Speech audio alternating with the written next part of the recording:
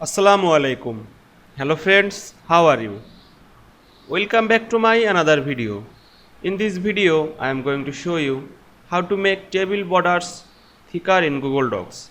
Let's get started. At first, you have to open your Google Chrome browser, then open your Google Docs app.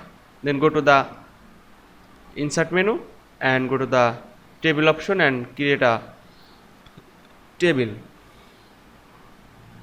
Now, firstly, select the table,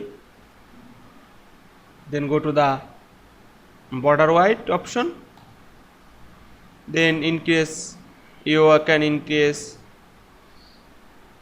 on 0.5 pt, you can other 2.25 pt, 3 pt, 4.5 pt, last 6 pt.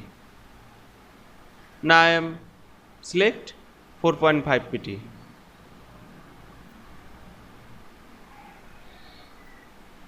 Here we can see make table borders thicker in Google Docs very easily. I hope you enjoyed my video. Please like, comment, share and subscribe my channel. Thanks for watching.